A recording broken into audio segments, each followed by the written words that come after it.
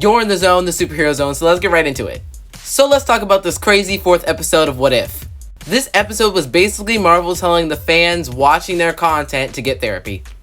Because this episode was what if Doctor Strange lost his heart instead of his hands. His heart was his girlfriend. Girlfriend. So basically what happened in this episode was Doctor Strange lost his heart instead of his hands. And in this episode, that heart was his girlfriend. And in this episode, he kept trying over and over to get her back. He even went to this ancient temple to read all the spells and all the power required to fix this set point in time, because we learned in this episode a set point in time in a specific Marvel Multiverse timeline is stuck and fixed in place. There's only so many things that you can do about it. And when you try to move a fixed point in time, that will destroy your whole reality, and that's what he ends up doing by the end of this episode.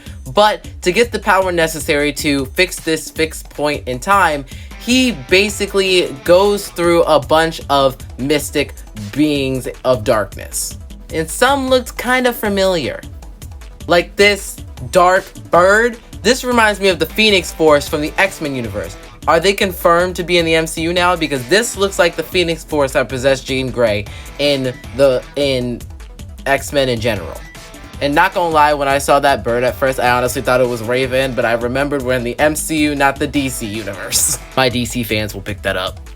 Also, let's mark off these magical powers. They look like comic book Dormammu, but my thing, what I was imagining was, this was chaos magic. Because Wanda Maximoff in the MCU is the only person that wields chaos magic that we know of, other than Doctor Strange, is what I think. Because that's what Doctor Strange was willing in getting when he was absorbing all these powers. He was trying to get chaos magic. Because Wanda, if this happened to her, say with Vision, died, she can manipulate it without any problems.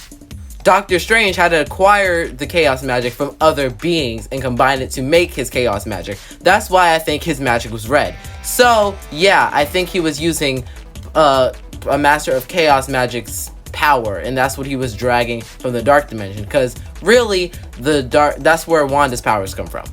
But honestly, this gives me a whole bunch of theories on this version of Doctor Strange, if he's going to get out of that dimension, and I know he is by the end or his next appearance. And I want to know what you guys thought of this episode. Make sure you comment down below your thoughts and ideas. And honestly, storyline wise, this is my favorite episode of the entire What If series.